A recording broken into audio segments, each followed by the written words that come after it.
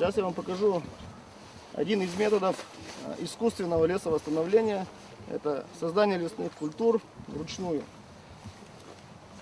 Значит, это у нас посадочная труба. Она предназначается для посадки с посадочного материала с закрытой корневой системой.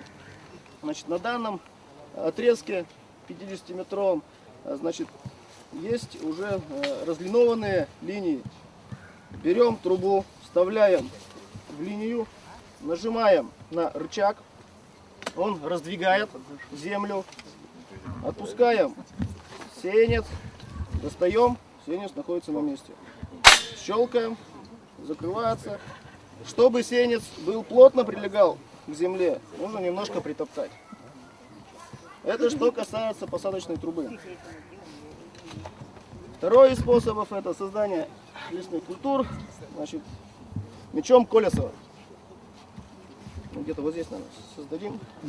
Значит, встаем, желательно идти задом для того, чтобы смотреть расстояние шага посадки. Шаг, да, втыкаем, делаем ямку,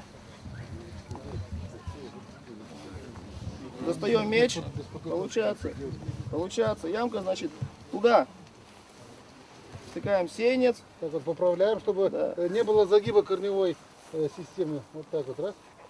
Что обязательно? Нельзя притаптывать ногой, а именно мечом. Рядом вставляем, закрепляем его и обязательно снизу, для того, чтобы не образовалось подушки воздушной, иначе будет выжимание.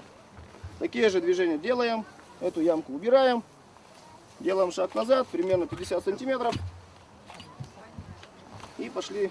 Так, пожалуйста, ряд.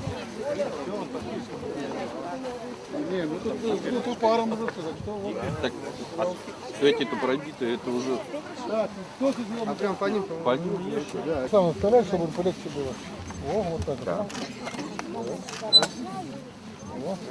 Ну. Так. Вытаскивай. И просто, да?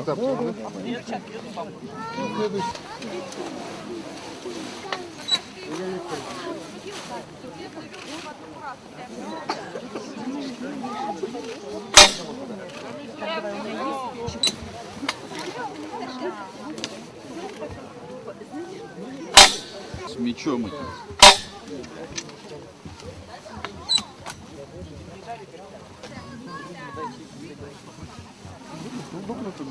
Ну, тем такая же проще. По-моему, даже это быстрее. Там только ведра подносит. Вячеслав Михайлович, вот именно вырастили, дерево посадили, а дом построить? И дом построил, и не один. И в городе, и личные.